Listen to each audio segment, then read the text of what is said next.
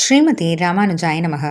சர்வோபனிஷதோ காவஹ தோக்தா கோபாலநந்தனஹ பார்த்தோ வத்சः சுதீர் போக்தா துக்தம் கீதாமிருதம் மஹத். நாள்தோறும் பகவத்கீதையில் 6வது அத்தியாயம் வரைக்கும் முடிச்சிருக்கோம்.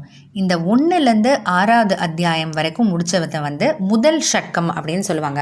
அதாவது பகவத்கீதையில் மொத்தம் 18 அத்தியாயங்கள் இருக்கு இல்லையா, அந்த 18 அத்தியாயங்களை 3ஆக பிரிக்கிறது உண்டு. முதல் 6 அத்தியாயங்கள், 7லேருந்து 12 ஒரு பகுதி, 13லேருந்து 18 ஒரு பகுதி. அதில் முதல் 6 அத்தியாயங்கள் இருக்கிறத முதல் ஷட்கம்னு சொல்லுவாங்க. அந்த முதல் ஷட்கம் வரைக்கும் நம்ம முடிச்சிருக்கோம்.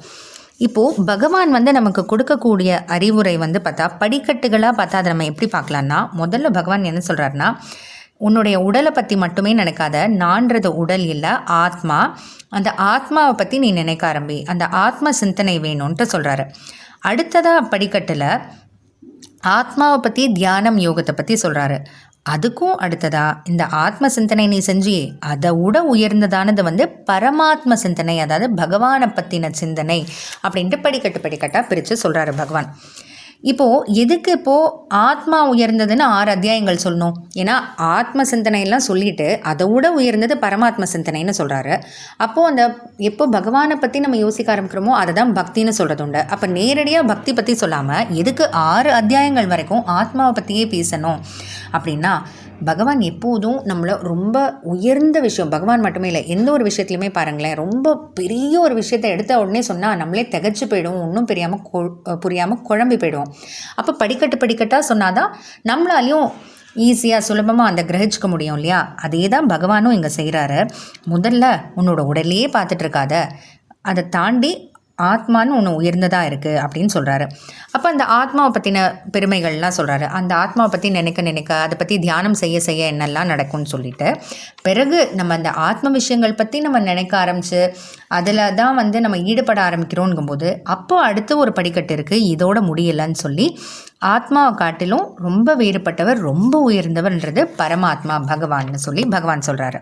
அது மட்டும் இல்லைங்க, இப்போ எதனால் நேரடியாக பக்தி பற்றி பகவான் சொல்லலை அப்படின்னா, பகவானை அடையணும் அப்படின்னா அதுக்கு பக்தி வழி.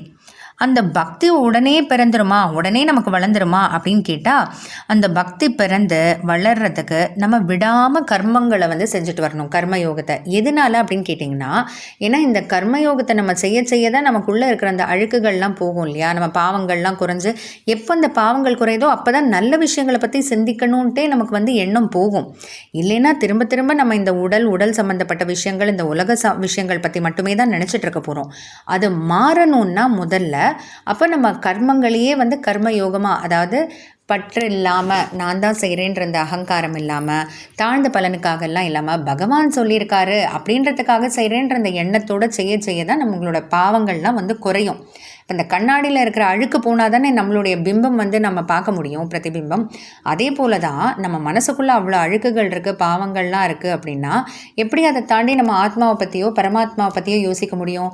அப்போ கர்மங்களை விடாமல் செஞ்சுட்டு வர்றதுனால அந்த பாவங்கள் அழுக்குகள்லாம் போக அதில் பக்தி பிறக்குது. அந்த பக்தி வளர தான் பகவான் மேலே அந்த பக்தி வளர அப்போ நம்ம பகவானை அடையக்கூடிய அந்த படிக்கட்டுகள் வழியாக போக முடியும். அப்போ அதனால தான் பகவான் நேரடியாக பக்தி பற்றி சொல்லாமல் அதுக்கு தேவையான சில முன் விஷயங்கள்லாம் சொல்கிறாரு. இப்போ ஒன்றும் இல்லை, நம்ம இப்போது காலேஜ் படிக்கணும் அப்படின்னா நேரடியாக போய் ஒரு கல்லூரியில் படிச்சிட முடியுமா? அதுக்கு முன்னேற்பாடாக தானே நம்ம 1ஆவதுலேருந்து 12ஆவது வரைக்கும் நம்ம பள்ளிக்கூடத்தில் படிக்கிறோம். அதே போல தான் பக்தின்றது அவ்வளோ சுலபத்தில் செஞ்சிட முடியாது. அதுவும் இன்றைக்கி நம்ம அவசரமாக ஓடிட்டுருக்கக்கூடிய அந்த உலக வாழ்க்கைகளில் பல விஷயங்கள் நம்ம மனசில் போட்டு குழப்புற இந்த சூழ்நிலையில் நம்ம கொஞ்சம் ஓரளவுக்கு தெளிவடைஞ்சாதான் பக்தி அதில் பிறக்குன்றதுக்காக தான் அந்த மற்ற விஷயங்கள், கர்மயோகம் எப்படி செய்கிறது, யோகம் எப்படி செய்கிறதுன்ட்டுலாம் சொல்லிட்டு அடுத்ததாக பகவான் பக்தியை பற்றி நமக்கு அறிமுகப்படுத்துகிறாரு. தொடர்ந்து பார்க்கலாம். ஜெய் ஸ்ரீ கிருஷ்ணா.